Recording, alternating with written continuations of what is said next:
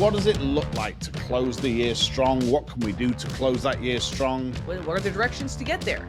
With more dollars and more opportunity than you can shake a stick at. So you need three things. Address of where you're going. You need to know where you're at on the map, and then the route. If you don't know where you come from, how are you going to know where you're going? Where are we at? But if we know where we're at this year, then we can start locking in the behavior model for the next year, right?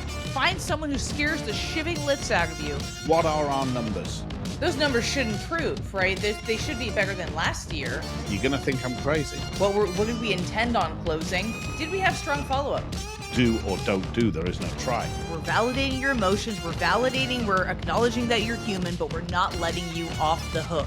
And also, I'm going into the year with a fabulous mindset, feeling strong, feeling powerful. So welcome, closers, to today's episode of Unscripted Selling with Carlos and Sophia.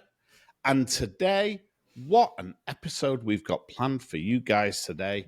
With approximately 10 weeks to go in the year, we decided to bring our closers a little inspiration around how to finish the year strong. What does it look like to close the year strong? What can we do to close that year strong? How are we going to boost our result so that we hit that all-important goal for the year? How do we make sure that we close the year strong and go into the next year with a big brimming pipeline, a pipeline that's full to the brim with more dollars and more opportunity than you can shake a stick at? And how can we make sure that our activity model is a fit for the end of year and is locked in for next year, so that next year we haven't got to think twice. We just ease into the year, January 1, with the right mindset, the right activity model. What an episode we've got planned today, Sophia. I'm excited. Are you excited? I'm stoked. Let's dive on in. By the way, guys, hey, here's one thing you can do. You can check a goal box is, why don't you go ahead and subscribe to our channel? Genius moment. That's a genius attack. There's one thing they can do. If your goal was self-improvement, hey, boom, subscribe to our channel. Get a weekly vitamin shot of sales development right here into your AirPods. Beautiful. I think that's a great call. So how should we start this today, Sophia? What's the best place to start when we're thinking about closing the year? Well, where are we at? I think it was Antonio who once told me that when you think about goals, it's kind of like a navigation system. You need three things. You need to know the address of where you're going. You need to know where you're at on the map, and then the route. What are the directions to get there? So I think a no-brainer place to start is, where we at? Or in the words of Snoop Dogg, where we izzle. Yeah, where we izzle. Your cultural reference is Snoop Dogg on this. My cultural reference on this is Solange Olivier in his role in The Jazz Singer, when he says to Neil Diamond, "If you don't know where you come from, how are you going to know where you're going?" That's what he says in The Jazz Singer. You got to know where you're at. Words to live by. Words to live by. You got to know where you're at. So let's do it. Let's think about it. How can we review where we're at? What should we do? Well, let's look at the pipeline. Look at what how much have we closed for the year? What did we intend on closing? Did we have strong follow up? I think it's a great moment to look at what are our numbers, right? We've got 10 weeks left of the year. Let's look at our numbers. So the easy one is, where are we sales versus goal, and what have we got to close in this last little stub period to hit that goal, break through that goal? So there's that number that we've got to look at. And some of us are already ahead of our goal. I've got clients that are already way ahead of their goal. And some of us, we're behind that goal. So what can we do to really turn the heat up to hit that goal? That's one set of numbers. That's the easy bit. The more interesting part, I think, is that if we look back at this point as we're running towards the end of the year, we should potentially look back and say, do you know what was dry? What were my numbers last year this year, this 2023? What's my ratios? What's my closing ratio from presentation or from contract? What's my ratio from first appointment to second appointment? What's my ratio of like prospecting activity to booked first appointment? And that number should get better. Those numbers should improve, right? They should be better than last year, right? But it absolutely should. But if we know where we're at this year, then we can start locking in the behavior model for next year, right? And here's the amazing thing, Sophia. You're going to think I'm crazy, but a lot of salespeople don't know those numbers. They just don't know their stats. They don't know how many networking events you got to go to get a first appointment, or how many they should get from each one. They don't know what their callback rate is on a cold call. And they don't know what their close rate is from a contract that's been issued. And yeah, of course, we're going to try next year and improve all of those numbers. No, not try. As Yoda says, do or don't do. There is no try. We're going to improve all those numbers. But how are we going to know what our activity is going to be without knowing those numbers? Example is, I just trained a client this morning. They said they go to 16 trade shows a year. What's the goal of the trade show? Well, they said we don't really have a goal. So it's going to be very hard to get your ROI from all these trade shows you're going to. You're taking days off of work to go to these trade shows. You're registering for these trade shows. I mean, imagine the ticket is not cheap. You don't have a goal. Well, that's got to change. We have to have a goal. I think it's Mike Jones that always says, having no goal is like running a marathon with no finish line. So what was the goal for the year? And if you don't even know how you're pacing, then yowzers. This is your wake up call to know your numbers. 16 trade shows a year with zero goal. It sounds like a nightmare. No. It's like my dad used to say to us when we were little, and me and Antonio were little, and we used to think he was a crazy man. He used to say, when you're in a hurry going nowhere, you get nowhere in a hurry. That sounds like a hurry going nowhere, that. Just straight like, up. Let's get to trade show.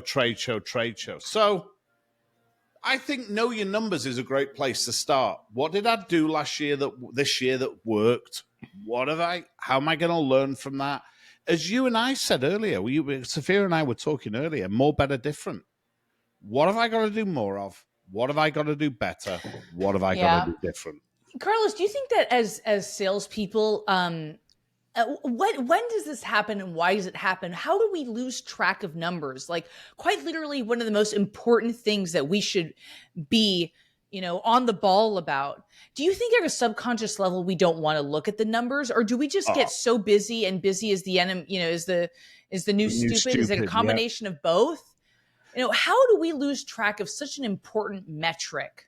What happens? I think if I was going to be extremely charitable, I would say it's busy being the new stupid.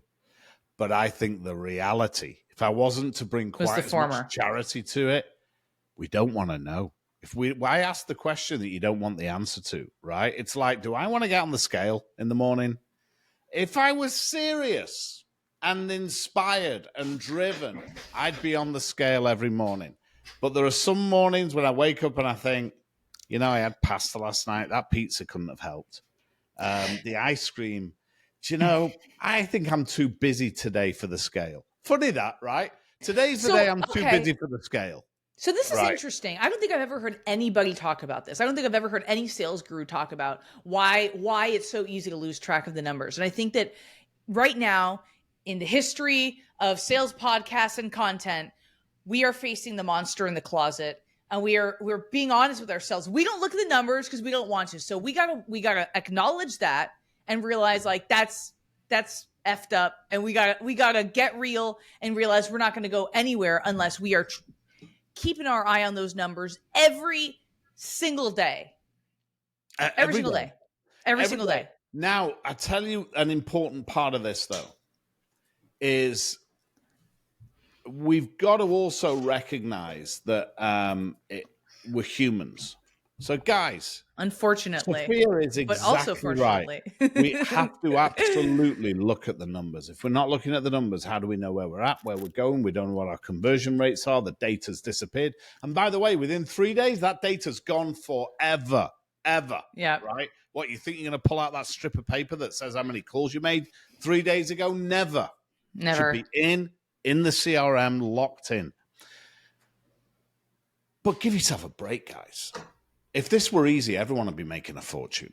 This is a challenge. This is like, we are, as Darren Hardy says, we don't achieve goals, we grow into goals. Mm-hmm. We've got to grow, we've got to change. And the numbers are my close rates, my prospecting numbers, my result, my dollars, my first time appointments, all those things, all those numbers are really cool to drive that development, to make sure that we are changing.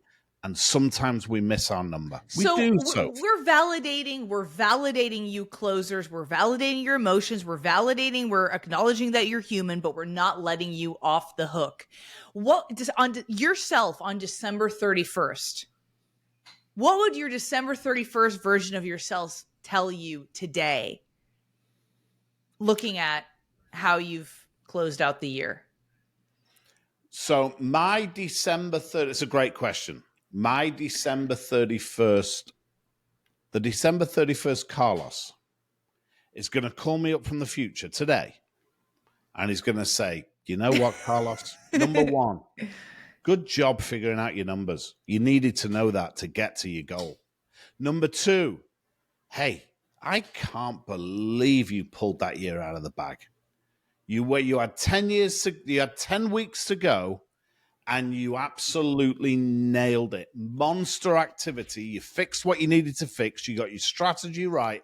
And not only did you hit the goal for the year, but what you furnished me with going into 2024, I'd have to be a fool not to hit next year's number, because your pipeline, you've given me a solid pipeline to go into 2024.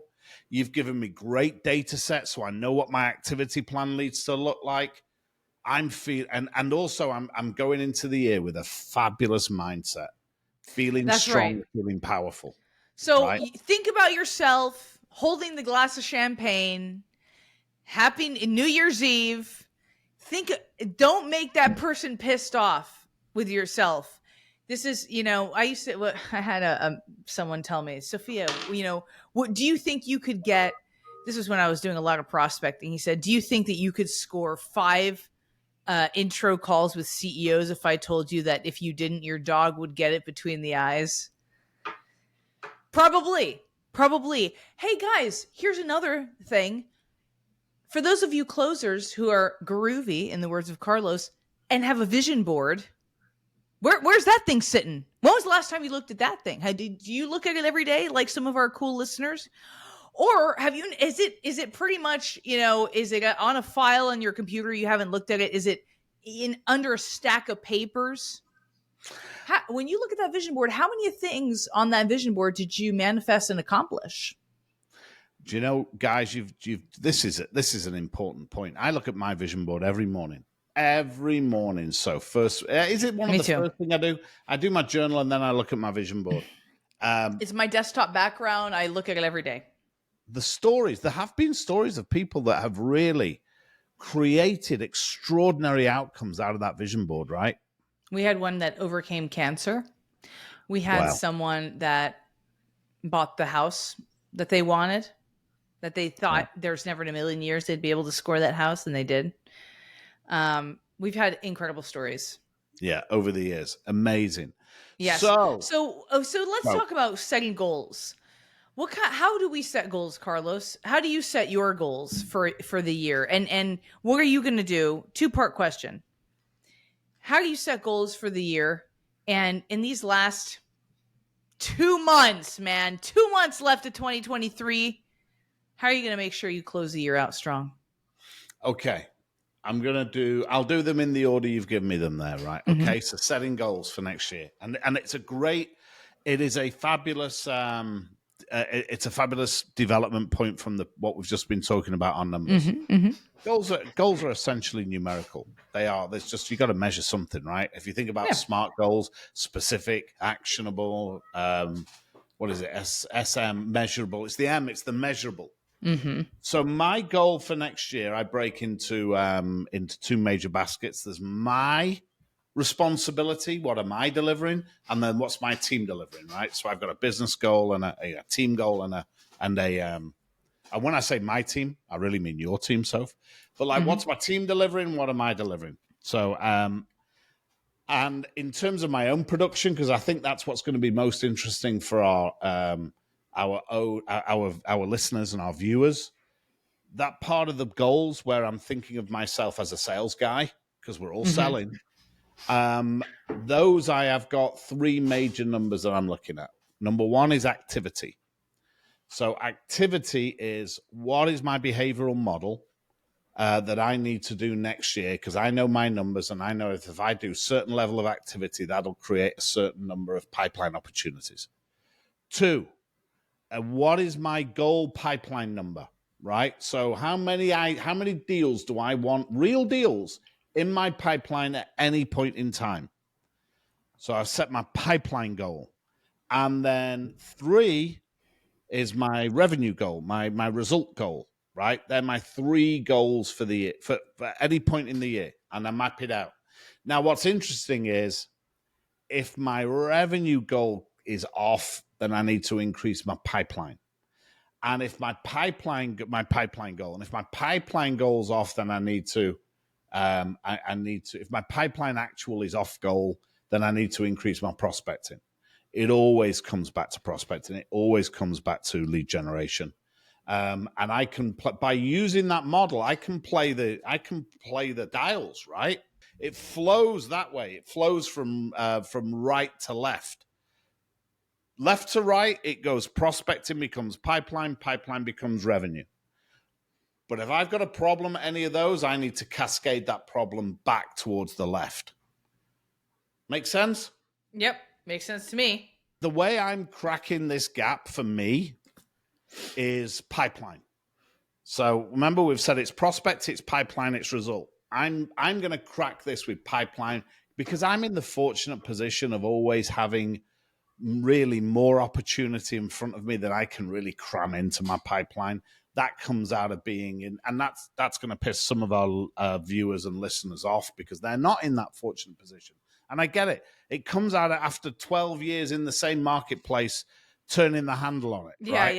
yeah. So I remember Mike Jones told me, hey, the real magic happens in year 19. So we can all look forward to year 19. I am looking forward to Don't be disheartened, 19. closers. Yeah, the real magic happens in year 19. Year 19. I bet. I would hope. I would hope.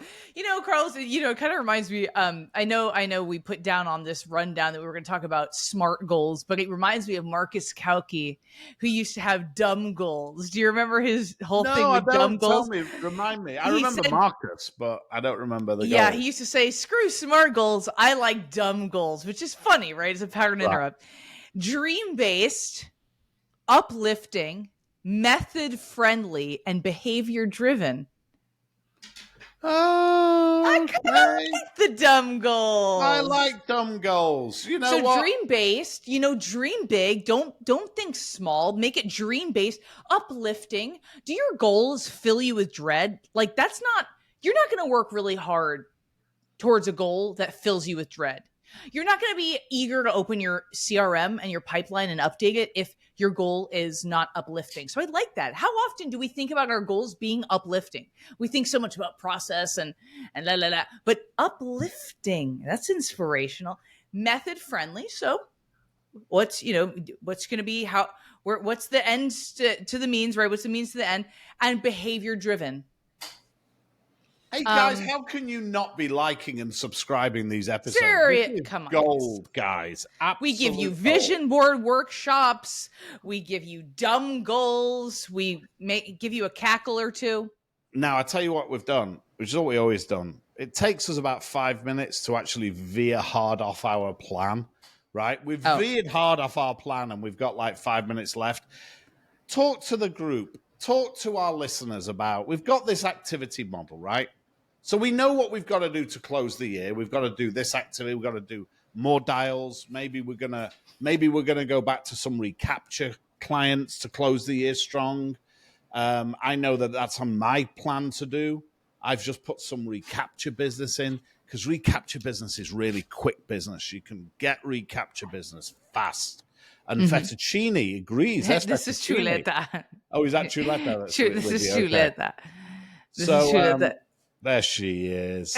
So so I'm going to put in my activity some recapture work, and I'm going to put some expand work in. Those clients that I know need more from me, and I've been kicking the can down the road, and I haven't been holding people accountable.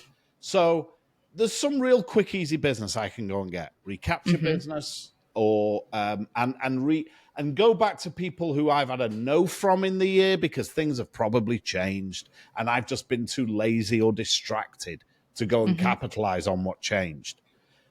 That's what I'm going to do now. Here's the challenge. And this is what I want you to speak to, Sophia. I look at my calendar and I haven't got any time to do that. I want to do that, but I ain't got no time for it. So let's close out this episode because people know what they need to do. Go and get some recapture clients. Go and get some expand business. This closes quick. Go back to everyone who said no to you this year. Things might have changed. You can get some quick wins to close the year out.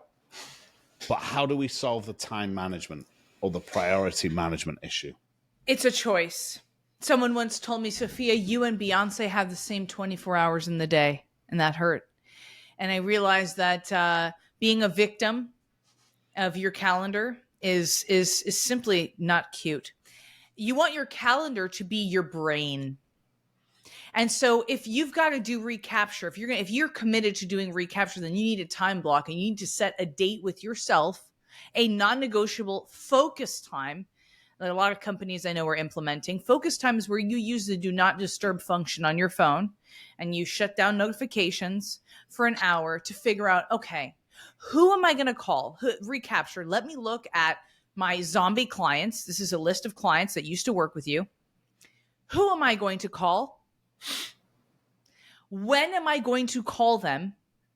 What am I going to say when I call them? And how many of those calls am I going to make? And put a shark in the tank. Find someone who scares the shiving lits out of you to hold you accountable to what's going to happen if you don't close one or two. Yeah. Do you know, one of our mentors, a guy called David Sandler, for those of you, some of you will have heard of him if you know me and Soph, and some of you may not have done. But there's a famous story about when he hired himself a chauffeur. And the purpose of the chauffeur, because he could drive his own car around, but he hired a chauffeur to drive him from call to call because after every single sales call, the chauffeur would ask him, did you ask for a referral? And if you didn't ask for a referral, Dave got a slap. He'd get a slap. Wow. So that gets you pretty quick. That's the kind of somebody who, like you say, scares the shiving lits out of you. And I like that hour. I think you can get real intentional once a week in an hour about 20 opportunities, 20 recaptures. And I think you can set another hour aside and get real intentional once a 1 hour a week on every no that you had in the year. We've all had no's, right? Apart from you, Soph, you don't get any no's. But never. All normal mortals get no's. Closers, we've given you some out-of-the-box ways of closing the year out strong that aren't cold calls and networking events and the LinkedIn. We've given you this recapture strategy is incredibly effective and different. I think it's great. And I want to remind our listeners and our erstwhile sales professionals, I want to remind you all, guys, know your numbers. Know your numbers, and there are three important numbers. There's the leading activity. What is your prospecting behaviors? What are the calls that you're making? What are the clients? What are the referrals you're asking for? The networking events, the trade shows. know those numbers for the end of this year and get that locked in strong for your goal in 2024. I'm getting very distracted by fettuccine behind Sorry, Sophia. I knew he was going to have a conniption. I knew he couldn't wait for a whole half hour. He's a freaky freak. And know what your pipeline number needs to be and know what your result needs to be. Close out your year the way you want to start 2024. And you can, you make a plan. You do the activity. You manifest it and bring great energy to it. And you can bet on the outcome, right, Sophia? Absolutely. Manage what you can control and control that mindset. Control that attitude towards it because you got this. You're made for this. Time block it. Make it happen. Time block it. Guys, closers, thank you for listening. Thank you for being here. Share our pod with a friend. When was the last time you shared an episode with a friend? If you liked what you heard today, forward this episode to a friend. Like this on YouTube and subscribe to our channel. Thank you so much for tuning in. It's goodbye from Sophia. And goodbye from Carlos and Fettuccine. Good selling, guys.